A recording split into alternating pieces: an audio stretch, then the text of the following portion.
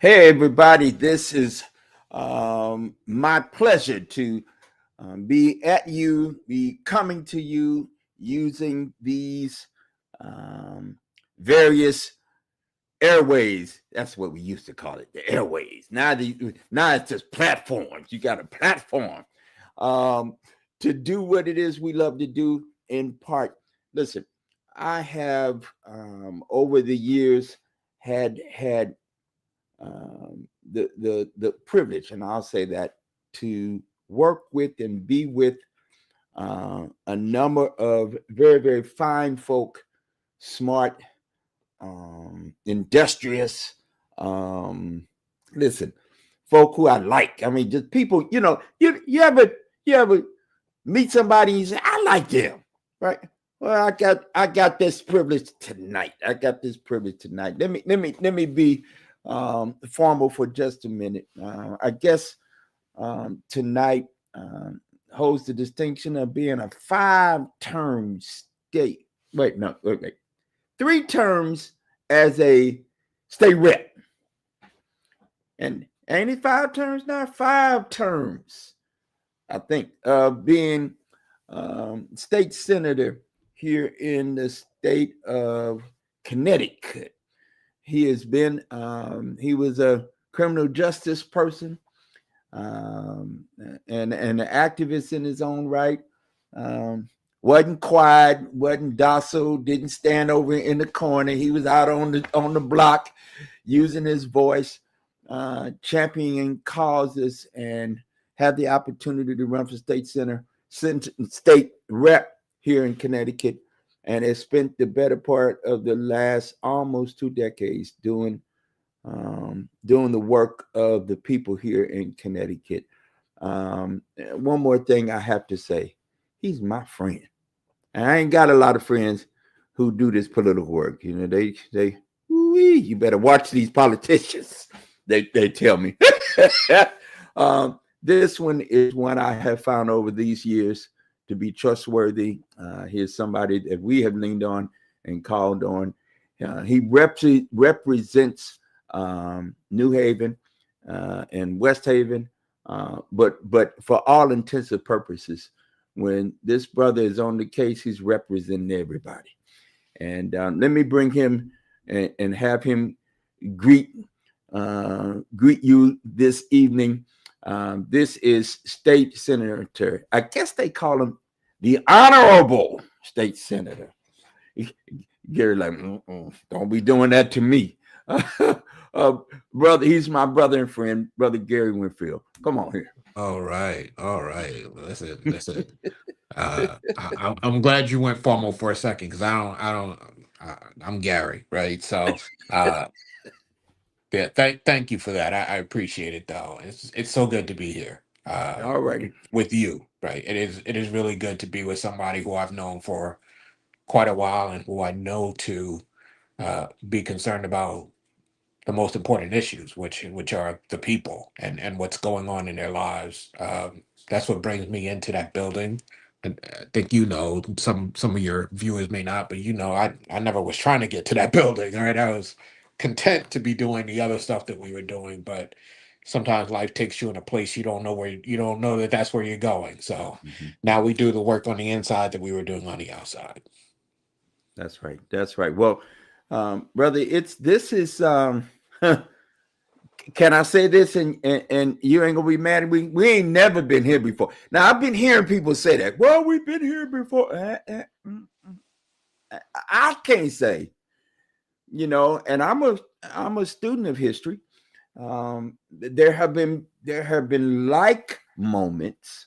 There have been, politically speaking, there's not been the kind of stuff that's been going on here in this space, certainly in our lifetimes. But history might record this is something different. This is some different, and you could tell it's different because we've not done this too often. Where you have elected a person, he got beat, then he came back. So don't start that with that. Oh yeah, we've been here before. No, we not really. And he came in this time with gangbusters, right? Mhm. And so I'm gonna start right here, and then we'll turn much of our attention, for the most part, to our reality here in Connecticut. But just a moment, I was had come home, and the beloved and I were watching television, and I try to get a few minutes with the news. I can't stay there. I can't stay there too long. But I needed to catch up with the news of the day. This was a few weeks ago when they had announced they were demolishing the east wing of the house where the president lives. And I've been to the White House a couple of times. It ain't been not a whole lot, and I ain't trying to, boasting or bragging, but I've been there a couple of times. I know the grounds a little bit. And when I took a look, they had one of the shots that I saw was an aerial view of the grounds of the place where the president lives. And a whole third of it was gone. Yeah. And then, I'm going to say it in my vernacular. The Holy Ghost spoke to me. Spirit started to talk.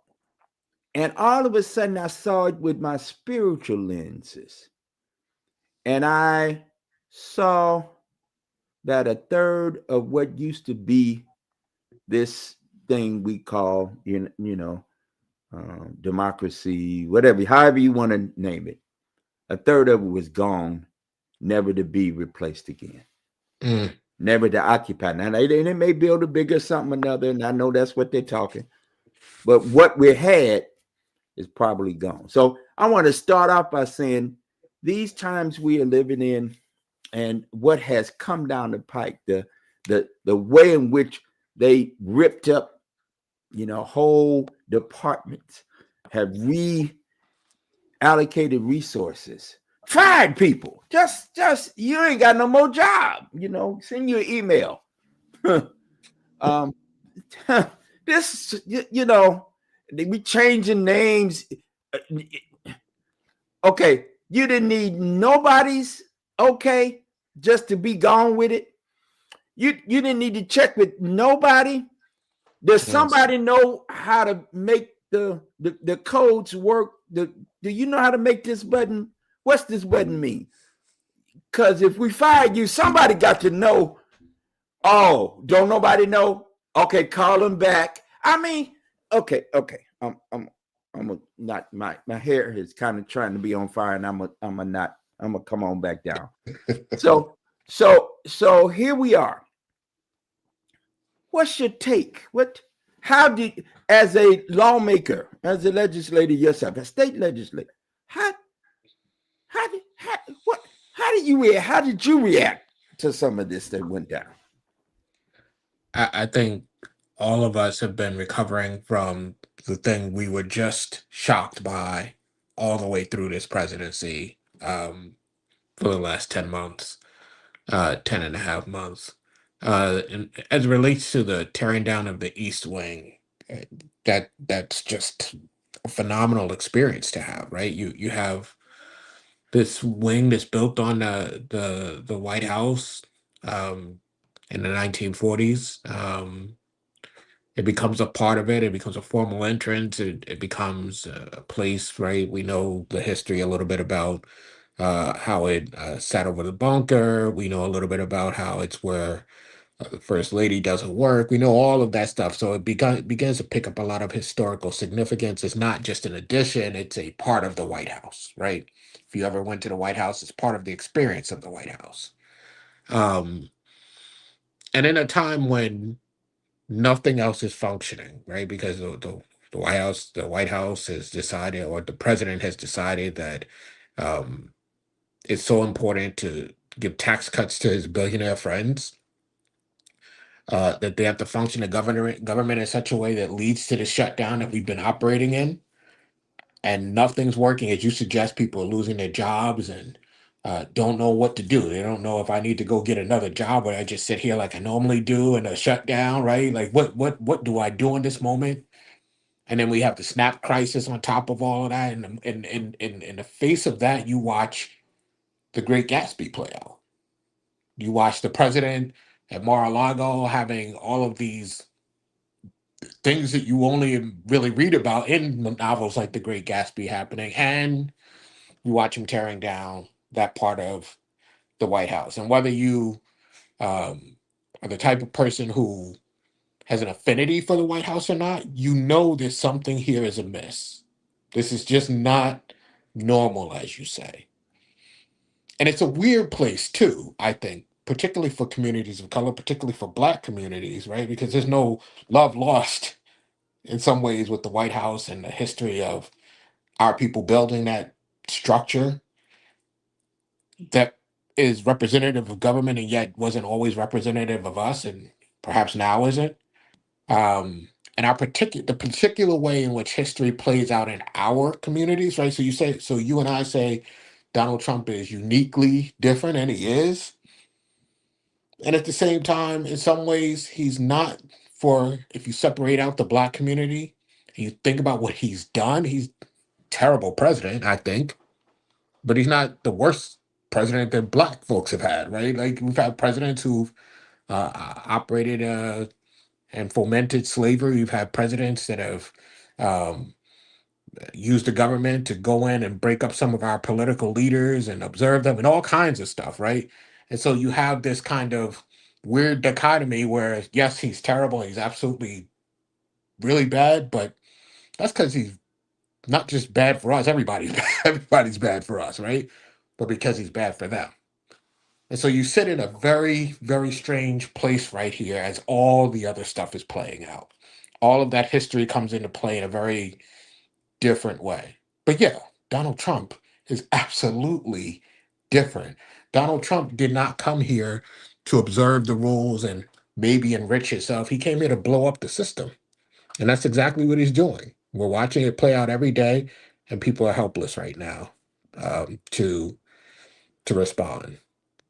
But the thing I would say to folks is they should be very observant of how he responds when people don't cower, how he responds when people don't respond the way that he thinks they should to fear, right? He backs off oftentimes. And we should keep that in mind because the response we should have is not to cower to the bully, right? We should remember that there's power in our unity. The problem is that this is not a unified nation, right? So while there's power in our unity, we aren't unified as a nation. And that's because of that history we have. Had we been a unified nation, had we been thinking about each other the whole time, we never would have been here. Some folks several years, and you stop me whenever you want to, because you know what I'll do. But if you think about a couple of years ago when folks were very concerned about the overturning of Roe, right? Okay, so you have the overturning of Roe, but how did you get there? The overturning of Roe grows out of people's discontent with the end of segregation. And because people weren't concerned about the people that I was talking about that have that different experience at the White House, because they weren't concerned about those people, they allowed all this stuff to play out because it's not my issue. There is no disconnection between our issue. Even if our communities don't connect to each other, there is no disconnection between our issues. I always say if our politics aren't as interconnected as our lives, then there's something wrong with our politics.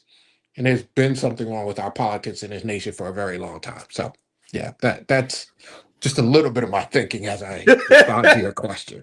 Absolutely. And you there are very few times when any of us who will pay attention get to hear you in your mind and your thinking. There's some of us who have that um, that privilege, and I do. I can call you and just say, "Hey, what?" And then there we go. We can just Yeah, go. yeah. This. So I've been reflecting, of course.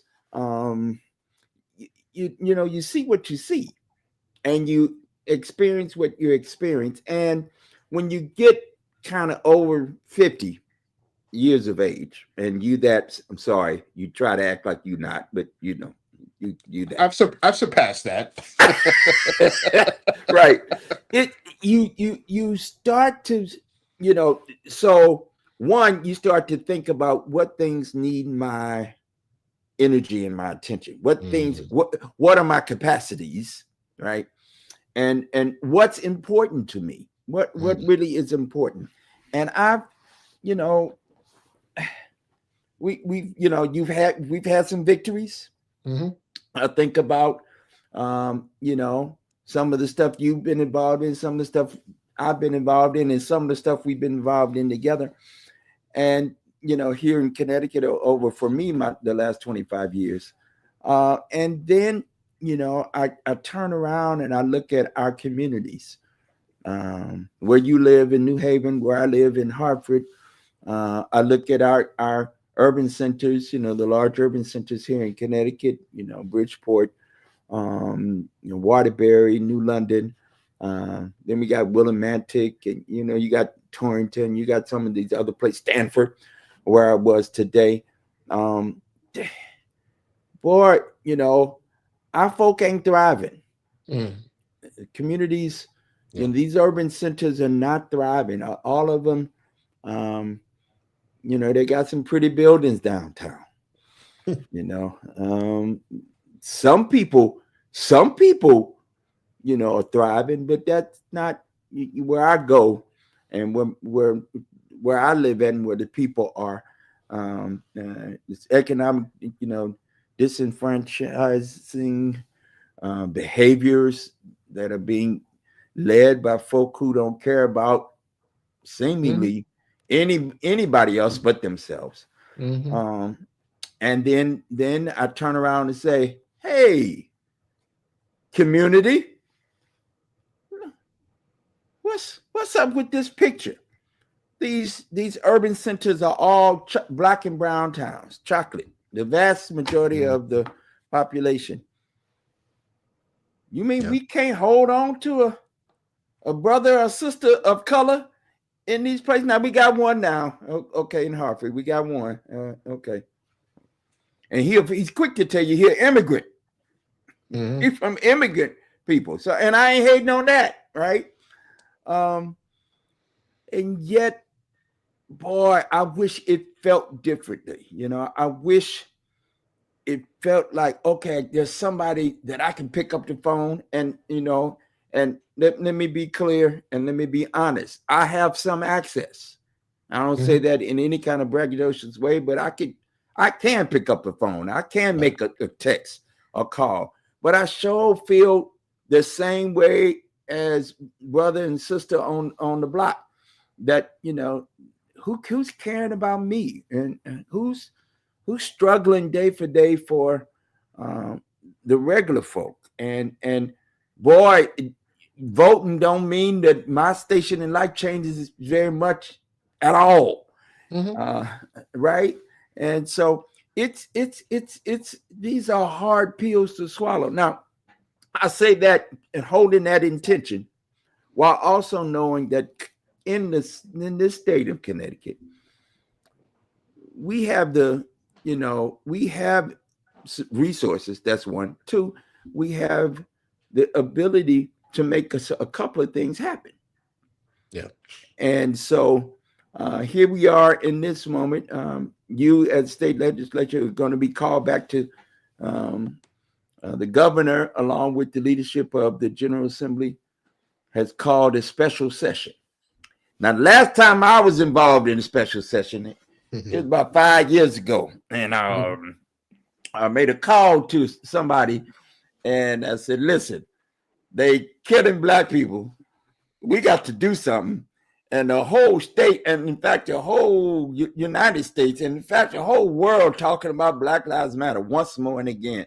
And we got to do something. And I called you and said, told you what I was thinking about. You said, let's go do it. In fact, I was thinking about something. And what folk don't know behind the scenes is you and I were talking the whole time, Yeah. Yeah. as we were calling for, with faith leaders across the state, calling for you guys to come back in the special session, doing the shutdown. You talking about shutdown? The Hmm. government wasn't shut down. The whole everything was Everything shut was down. shut down. Yeah. That's right. Yeah. Yeah. Yeah. Yeah. And got something pretty miraculously done. And you championed and Absolutely. led that cause.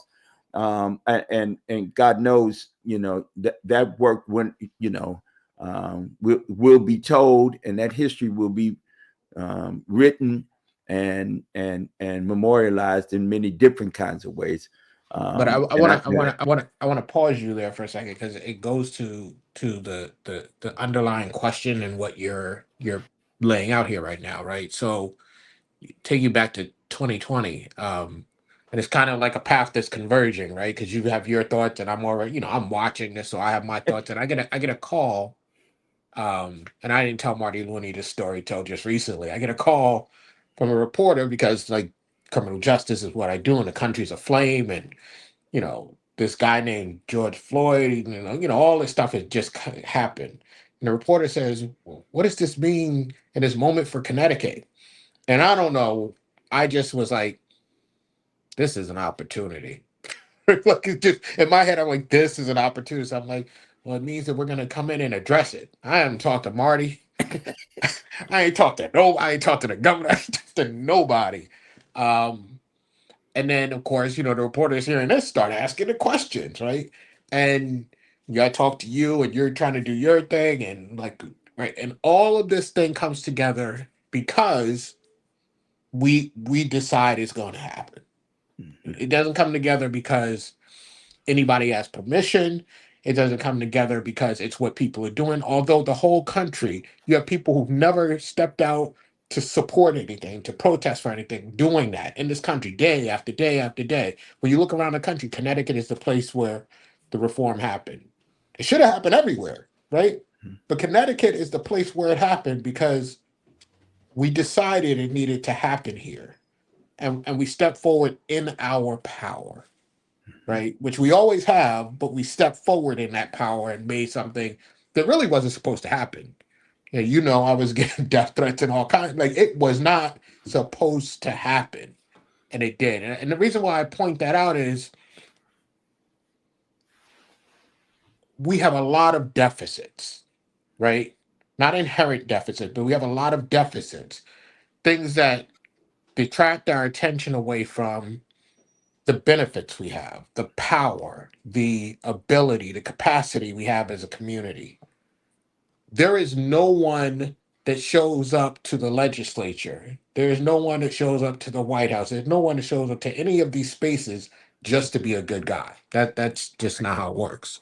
They show up because they were sitting in their city, their town, their hamlet, whatever they were sitting in, and the road was bumpy, right? And they didn't like the road bumpy because they didn't want to pay for their car all the time. They went to the school and the school wasn't educating the kid, and they wanted to make sure education was whatever. They were in the city and they were coughing because there was too much whatever the thing is that drove them there. And that's why they went there. Now all the other stuff comes with it, but that's not what they went there for. And so I believe that while it feels like they should be responsive and should be thinking about these issues, most people who showed up were like, I just want to fix these roads or I just want to fix this education. You gotta drag their attention to the other stuff. And that requires you to understand that you have the power to do that and to figure out how you operate in your power. Right. And so this is the basic thing about politics that most of us don't get. The language of politics is power. And too many of the people on the good side, the good guys, if you will, don't want any of that power, right? Because we're trained that way. We're trained like the people with the power are corrupt, right? But there's somebody who's going to control the door, if you will, right? Like the door where all the resources are behind the door. And the question is it going to be the people who step into the void because you aren't trying to access that power? Or is it going to be you and your friends, right? And that's the kind of push pull we have. And I think folks have to recognize that I want to be the one opening the door. I want to be the one that gets to determine whether the resources go one place or the other. And so should you. And so we should all be trying to step into our power. We should all be trying to figure out what that is. Because here's the deal. A lot of people will say you should speak truth to power. All right. I'm a person who listens to Brother Malcolm. Brother Malcolm said you should speak to a man in the language he understands. The people with the power understand a language of power. So I need to speak to you in a language of power. If you're just speaking truth, they're not actually okay with that. Some people are like, I don't want to speak us the truth. If I got you outside and you're marching from this corner to that corner because I gave you a permit that tells you which corner to march between, and that's the only thing you ever do while I look out the window and watch you go back and forth, I'm glad because you're not inside with me making a decision. Right. And so we have to understand first the language that the man we're talking to speaks in, and then learn to speak in his language, which means we got to get some power. We have to be preoccupied with getting that power. And that's how you start to change these things. That's right. And for me, I learned early on as a young organizer that there's some theory around some of this, and you talking good to me. Um, that there's two kinds of in politics. There's two kinds of power. There's money power and people power. Mm-hmm. All right. And what you're talking about is how do I speak the kind of language? Power, by the way, is just the ability to act. Right. All right. Each of us have power. We all have our own individual personal power. And there's a blessing that the West Africans have. It's called Ashe. And it literally means my power identifies and sees your power, and when Mm-hmm. we come together, we make ultimate power. There you go. So it's a blessing, if you will. I say, people, we've been in God with black power when we say that, right? But it really literally makes the assertion that we have my ability to act and your ability to act actually is the thing. That's what we talk about when we say community. It wasn't, any change that happens. Yeah, I'm mad, and I tell young people all the time, you can get mad, you can get Mm, upset, you can, mm, yeah, but that's not where change happens. right. All right. So if anything, our activism has to have a target, and it has to be at the end of it. In this context, it has to have a political end. Where's the Mm-hmm. change gonna come? Yeah, Mm-hmm. and I'm looking for the change. And so here we are. And Go ahead. uh, Bishop, I would say that it's not in the moment that you pick up a sword and wield it well. It's from Right, practice. It's from practice, right? So you know, in my younger days, various organizations we were together before we were even doing any particular thing. We were meeting on a regular basis, building community with each other.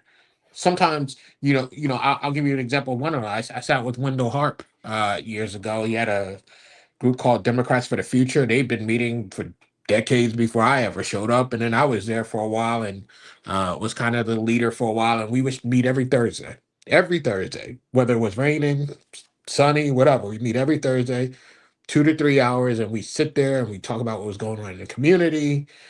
We talk about things we want to see. We talk to each other, get to know each other, so that in the moments when we acted, it wasn't an event.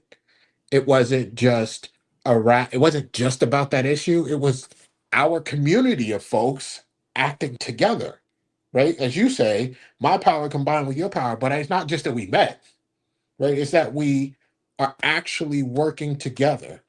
And while we were doing that with each other, we were also going out and finding new people to bring in, building our networks, right? I've done other stuff with community, building our networks larger so that when we needed to call upon them, even though there was a core group, we also had a much larger group that wasn't in that room, and then we could bring them to bear. And this is before we had some of the technology we have now to do this, right? And that kind of stuff is not how we are operating right now. We want to be able to go and say, I got an event next Saturday and I want to bring out 4,000 people. Why would I come? Right. Yeah. Right. So yeah, I think it's, when I was younger, I sometimes look at the older folks and be like, I mean, I know you think because you've been around, but that sounds crazy to me. But some of those things that sound crazy still are the way to do things. The I come to you and I say, Bishop, I'm working on this issue, and I want to talk to you about it, and I get you to buy in. And once I get you to buy in, I say, can you introduce me to your network? And as I get introduced to your network, that expands my network, and I can call on some of those people to do the same, and thereby expand and grow and organize a community. That stuff is still today, no matter how many Facebooks, TikToks, all that stuff we have. That stuff today is still the core of how we do things. That's right. That's right. It is, and this is very, very important, at least to me, because I believe at the end of the day, we're not going to be able to depend on any of the systems. Now, don't get me wrong. I want every one of these systems to work right. I want everybody to get SNAP to get what they need. I want health care for everybody. All the social needs get met. I want them all to have that. Government is supposed to be looking out for us. I want government to do it. Mm-hmm. And the fact of business, I also know while I say that ultimately government could fail. A third of it is blowed up and gone right now. It's gone. Doge did a number on what we got going on now, right? And some of it, we won't be able to replicate it. It won't be able to kind of redo because we got a new election, new folk come in. They done blowed it up. All right. So who are we going to have to depend on if it's not each other? Right. If we're not leaning in on each other, doing the very good work that you've just named. I know in New Haven, there's some folk I can call. Hey, got something going on up here. What y'all doing down there? Why don't we collaborate together? Hey, down in Bridgeport, I got a couple of people in Stanford. It is the way we're going to have to do it now. And I can't do everything myself. Mm-hmm. I know how to do this. Yeah. But you know how to do that. And we're going to have to, we'll have to go back. I don't know here if it's ever been a kind of focus on what I'm calling community work. I think we've had moments. I can look back in our history, and again, I'm a student of history, so I look back 200 years ago.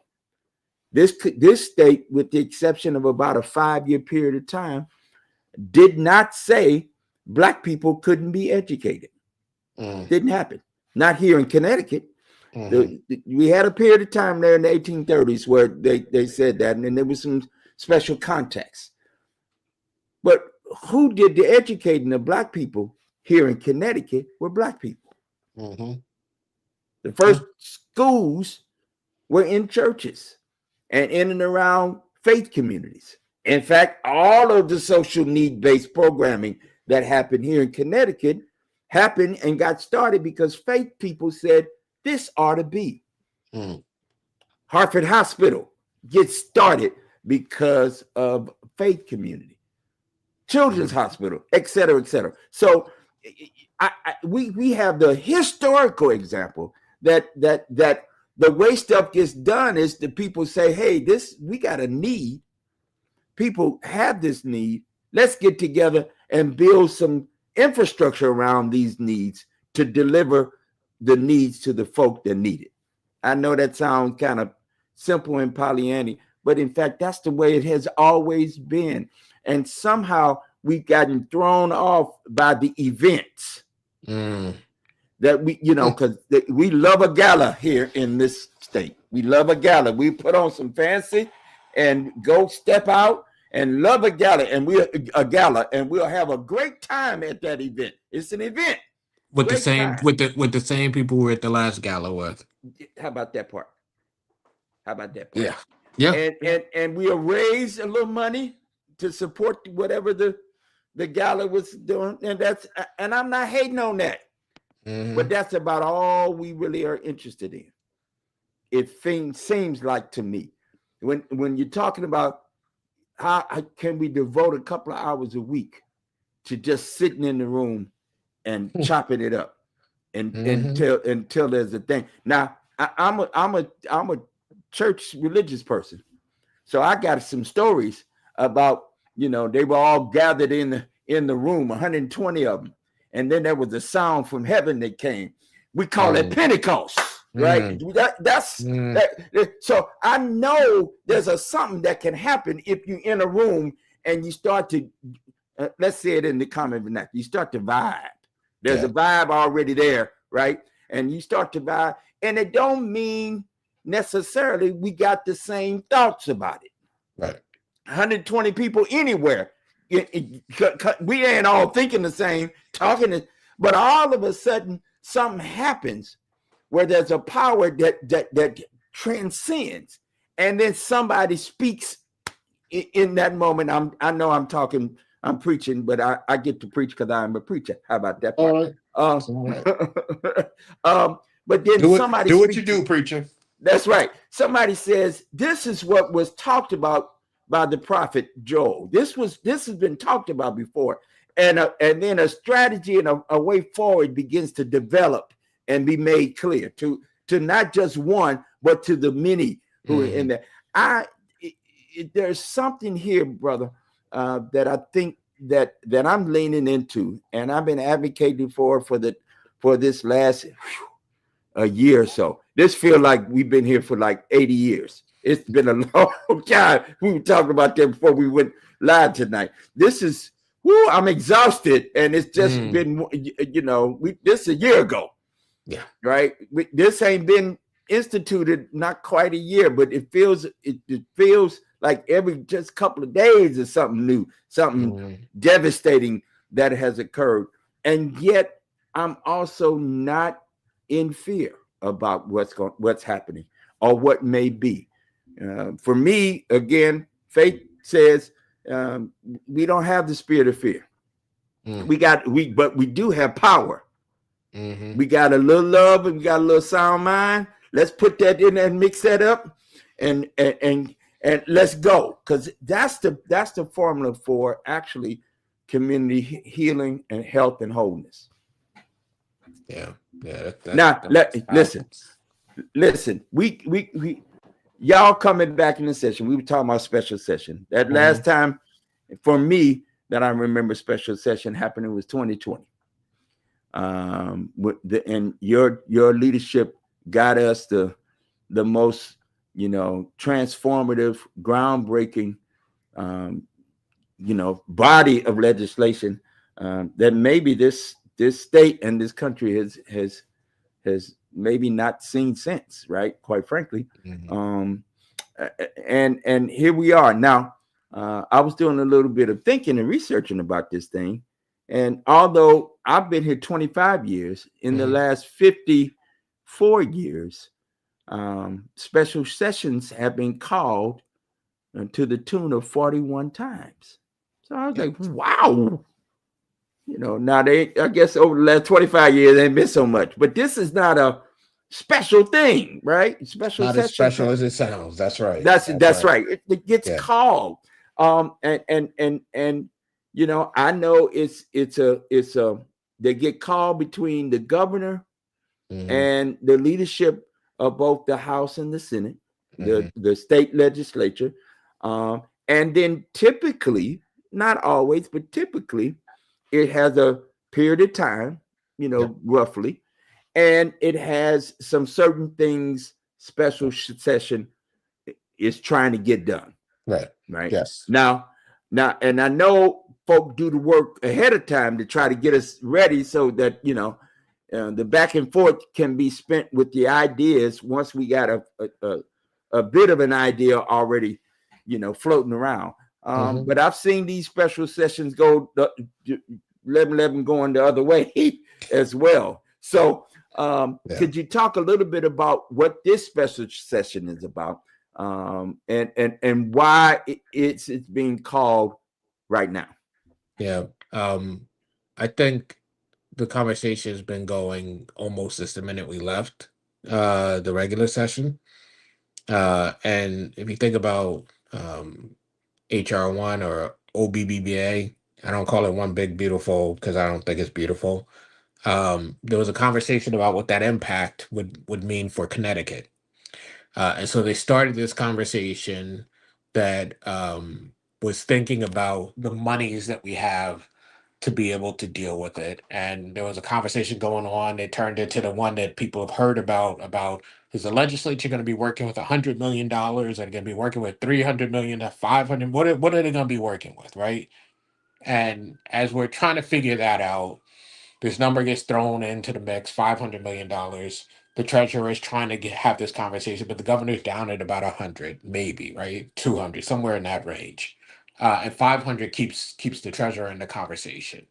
What we really have to work with is about eight. Um, Most people don't know that, but you have about $1.2 billion that is going into our pensions and where we need to put it because it's actuarially obligated. You have another 300 or so that's got to go into some children's stuff, right? And when you start doing the math, you find you have around somewhere in the neighborhood of 800 that you could use almost free and clear. I know people hate to hear that. You could use it free and clear to deal with whatever those other problems are.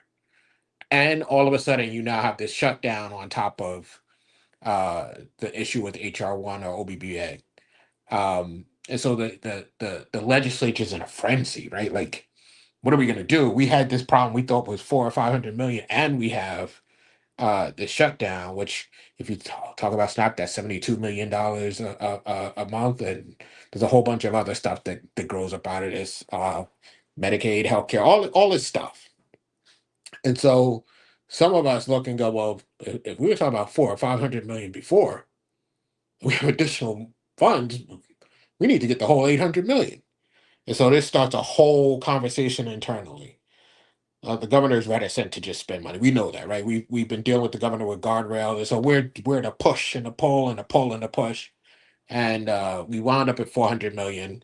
And then the Black and Puerto Rican Caucus had a conversation with the governor, and subsequent to that, we went to 500 million. So that's how we get to the number. So we're dealing with that money problem, and um, how do we make sure that people in this state are fine? The problem with that, and I'll get to the other stuff. The problem with that is, as the shutdown became more and more a thing, and we saw people hungry and just unable to do what they need to do, the fact that this didn't start with the shutdown kind of got lost, right? Because all you hear about is, oh, they're going to go in and cover SNAP. But remember, we started off talking about H, the resolution, HR1. OBBA, right? Like that's what we started. We were trying to cover that and then trying to cover this stuff. And so now people are like, oh, whew. well, the governor's going to give the money for a SNAP, we're good. Or if the government opens back up, we don't need to do anything. That's just not true. So what I want people to recognize is, let's say the government is open and functioning, you still have to deal with the issues that you were dealing with at the beginning of this conversation. And on the issue of SNAP has changed so that of the 350 whatever thousand people that are on SNAP in Connecticut, you have 40,000 that just aren't covered anymore. So you have to think about those people, right? Connecticut needs its own version of SNAP that deals with that, I think. On top of those issues, that's the monetary stuff. On top of those issues, we have the housing bill that passed the legislature, went to the governor, he vetoed. They've done work on it, and there's a new version of that bill. So that's going to be part of the session. And immigration, which is like every day on the news. If you don't know there's an issue with immigration in this country, you haven't been paying attention. We have an issue of immigration, and what we're going to do is look at our courts, and the judicial branch has made some rules around how arrests can happen in the courts and those kind of things. We're going to turn that into the law, not just the decision of the judicial branch. We're going to deal with masking in our courts. We're going to deal with data protection so that we don't just give up our brothers and sisters who may not have legal status. And then there's some scattered bills around it. But the big things in special session are that big pot of money, the housing bill, and immigration. And then there's the other stuff that's the smaller stuff that's not ancillary, but not the big headlines.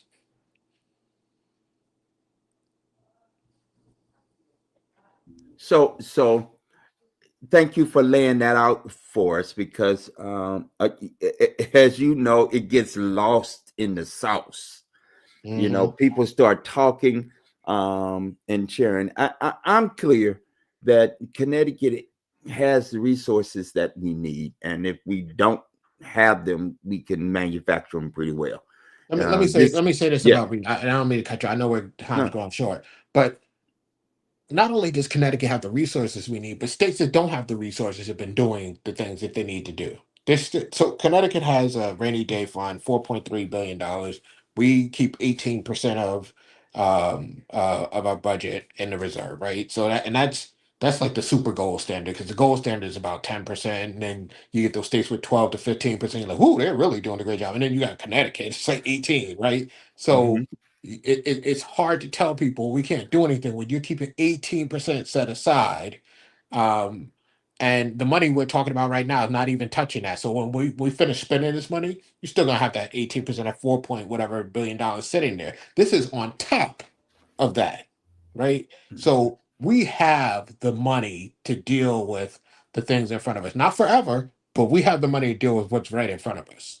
mhm. Yeah, and that's, thank you. That's what I was getting at. That's where I was going. That we have the resources, dollars, cents, and we have the infrastructure already in place to deploy the resources for the most part. There may Mhm, be some mhm. smaller ancillary circumstances where there's not quite the right mixture of bureaucracy and oversight that can be connected up pretty quickly. Mhm. It, what we don't necessarily have, and this is the work that we all must engage in, is the will to get it done. Mm, That's, mm, if there is a question, where is the, let me go back to my spirit metaphor, my spiritual metaphor for a moment. We get in that room and then the vibe get to moving, right? And we know this is the way we got to go. We got to go here, right? That that's not there, and we're gonna need each of us to do our own part. You doing it, in your role, and those of us who know what to do and how to do, we're gonna have to get out there and do it. Make the phone calls, have the conversations, um, and for one moment, and I've seen it. I've watched you lead the conversation against all comers. You were on the floor for for it looked like 3 days. I know it wasn't that long, but Lord didn't even give you. You didn't even get a sandwich. You I had a didn't. sip of water and it was on the mic. It can be done. We can get this done if there is a will. And I guess when my imploring, and I wanted you to come and talk just a little bit and put a little FaceTime on it with folk here. Listen, we have an opportunity. I love that you said earlier. We have an opportunity to do something pretty special, and again to model what needs to happen in other places and spaces. Let me give your audience that may be thinking, yeah, something needs to happen, but I don't know if I matter. I don't know, if my one voice is going to do anything. So that housing bill, if you read, there's several articles that have come out that have said that the governor's office was inundated with folks from Lower Fairfield County who didn't want that housing bill to happen, and then they were in there counting it up, right? Like, how many people are against this thing? What's it going to mean? All of that. You have money set aside that could be helpful to the plight of the people of this state. And I'm not pushing Connecticut for all, but I'm going to use them, right? Connecticut for All has been for months trying to figure out, how do we get this conversation open? How do we get the governor to pay attention, right? And we know that when they talked about the stuff they talk about around the guardrails, he doesn't listen. We know that as it pertains to what we're currently talking about, he hasn't been listening in the way that they want. They have a lot of coalition partners. Why doesn't he feel the same pressure as he felt on that housing bill? Because for all the talking, there's just like this lack of talk to action, right? And so I think part of that is a lot of people like, we've been talking to him for years about what's going on, and it's raining in my house because I'm in a nonprofit sector. It's raining in my house because I'm taking care of these kids over here, and you don't want to do the things you need to do to help me to take care of these kids that feed into that equity thing that you say you believe in, whatever it is, right? Like, I don't believe you need to believe. You need to believe enough to sit down and take a pen and put that pen to paper and write that letter to the governor, because the governor is sitting there saying, "Oh, that's a lot of people," but he's not saying that on our issues because they're not a lot of people. And when they're not a lot of people, you can say all you want about what he should do. That's not how this works. I said at the beginning, you need some power. Sometimes the power is simple. The pen is a very powerful tool if you choose to use it. The mouth is a very powerful tool if you choose to use it. But if you don't, no one knows you have an opinion. And you don't know how many other people share your opinion. That's exactly right. And in this state, let's come home with it. Here, we small enough. We know the folk. After a while, you get to know the people.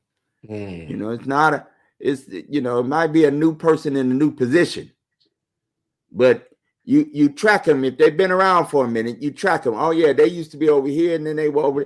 Oh yeah, and you get a sense of who the individuals are and the groups that the individuals represent.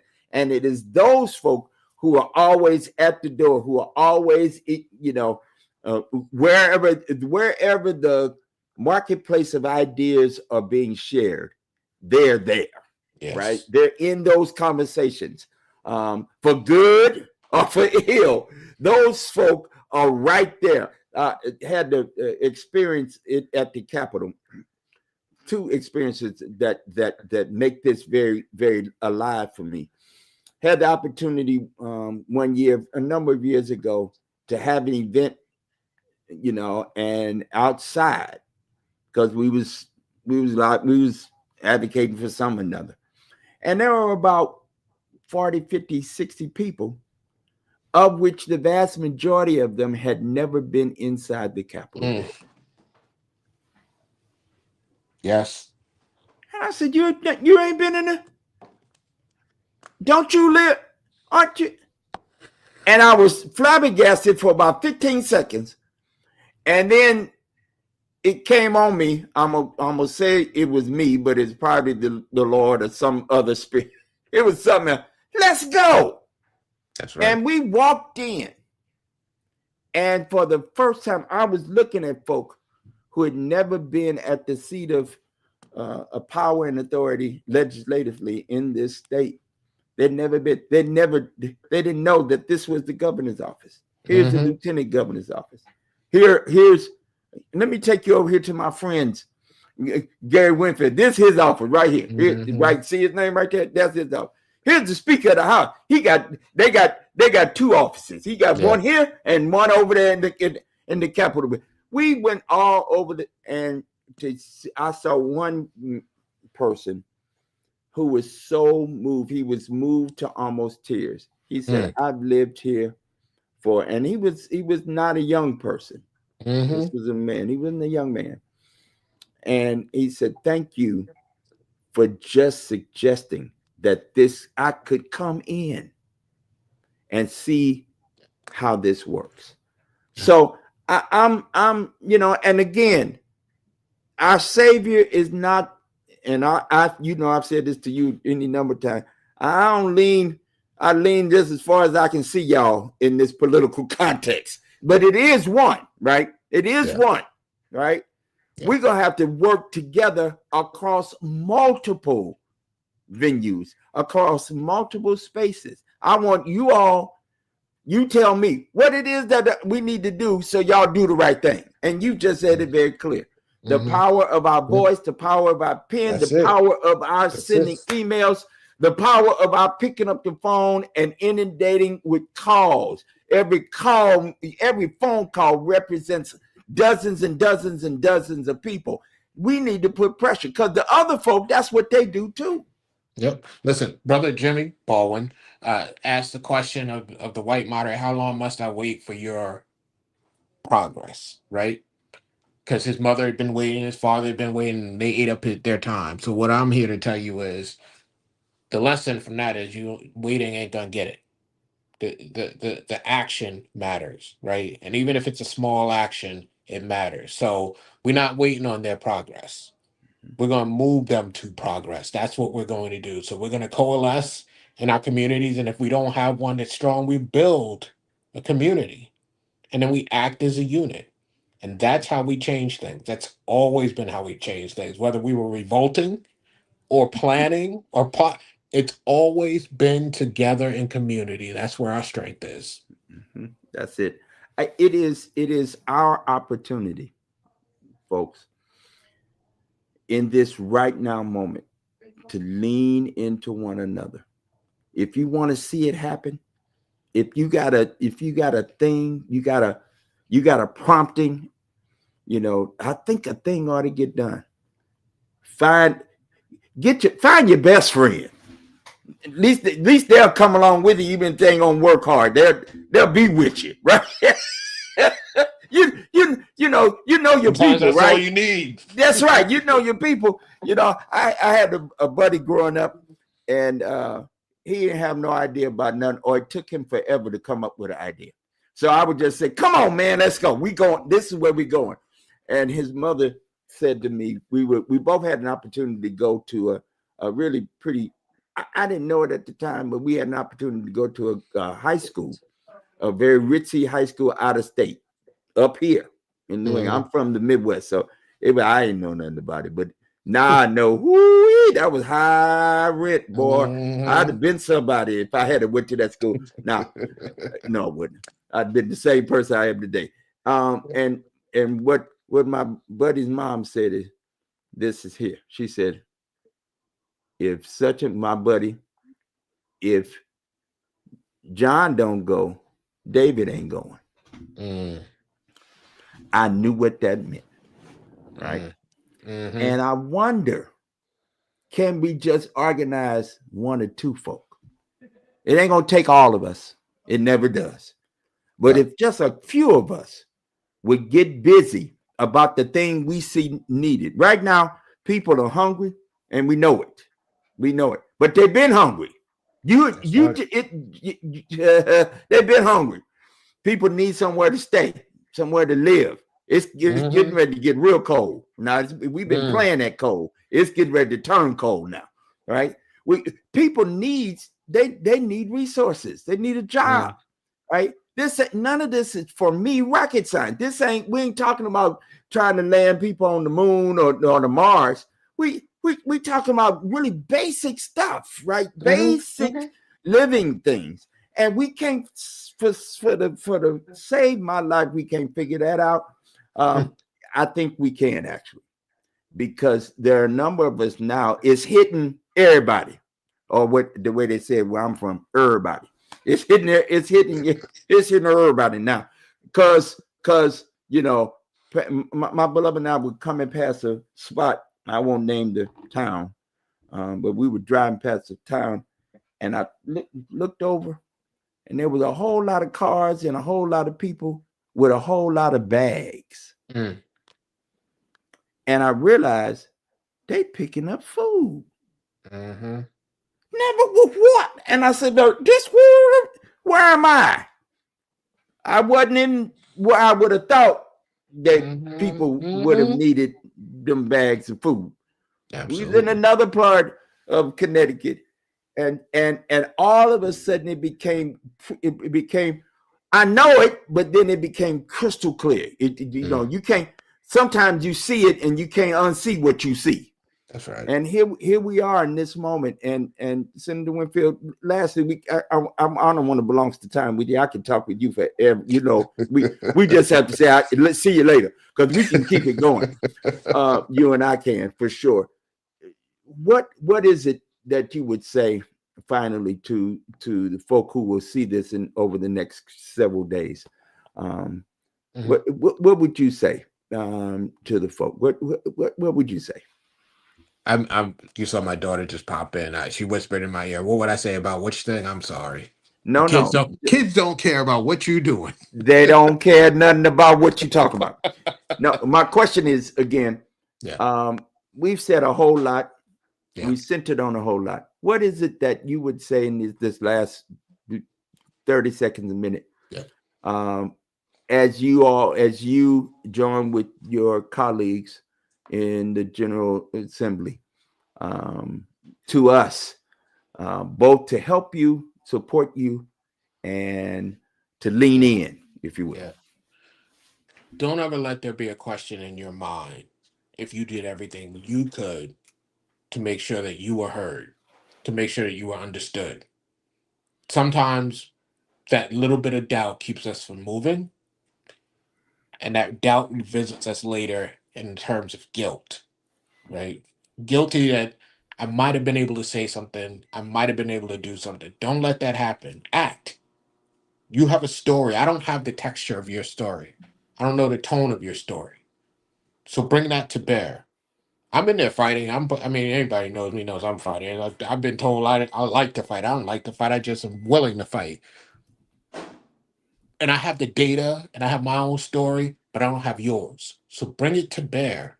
You don't know how it shows up. You don't know whose heart it touches. I one time was doing my thing. I do this thing on the floor where I get deep into the emotion of it. And, I go into some of my traumas and I rip myself apart and splay myself all over the floor. And oftentimes I feel like it's futile, but I better do it, right? And I did it this one time, and a Republican comes over to me and he goes, I tried to ignore you. I couldn't ignore you. No matter what I did, I couldn't ignore you. You got my vote. Happens. But it can't happen without those stories, without those experiences. So, yeah, I mean, there are things we're supposed to do, there are ways it's supposed to happen, but there is power in you, power in your existence, power in you showing up. So, show up. Don't let that doubt turn into the guilt that you experience later. Show up. You made me think about a quote that I've heard before, um, from I think it's Coretta Scott King, Mrs. King. She said something like this: "The greatness of a community is most accurately measured by the compassionate actions of its members. Mm. Or this way, a dear sister and big sister to me wrote a song called "Just Ordinary People," and the hook of this song says, "Little becomes much when you place it in the master's hand." Mm. Right. And in a faithful way, for me, what that really represents is what you have, what other folk have, then we come together and place it in the hands of the community. Yeah. Then it becomes a big thing. That's how you can measure if we got something going on. This MAGA moment ain't it, because it's leaving a whole lot of people out. It's quite different than what I believe is the key to what greatness is all about. It's about what moves you to action. Then that thing catches a fire, and it moves other people to move, to get motivated and to do. And it is in that moment then we got something. And one, you got my prayers, you know that already. And of course, when you text a call, I'll come a running. That if in these next few days, I think session begins on Wednesday, special session. The House is on Wednesday and the Senate's on Tuesday. Thursday. Thursday. All right. Yeah. And then the hope is that things will be set so that by Thursday you all would have been able to vote on each other's, come together, make stuff happen, and then place it at the governor's desk. Correct? That is the hope. We might have to go on a Friday. The Republicans like to talk, but we'll get it done. It'd be so few of them, but they show it belongs to time. And I get it. And I've watched you do that. I watch them do the work. Well, you got our thoughts and our prayers, and it is the one of the joys I have is to watch people like you and others. Our sister Ann Hughes was on with us a few weeks back, and I believe there are a few good folk. I think it's more than a few.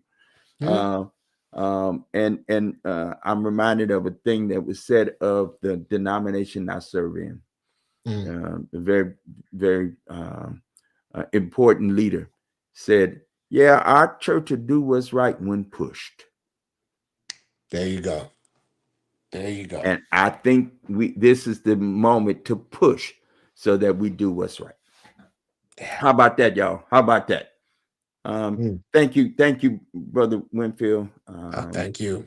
I appreciate you very much, and tell the missus and them children, thanks for letting you spend a little time with us, and we'll be watching and paying attention. All right. All right. Thank you for having me. All right. We'll see y'all next time. Okay. Peace. We out.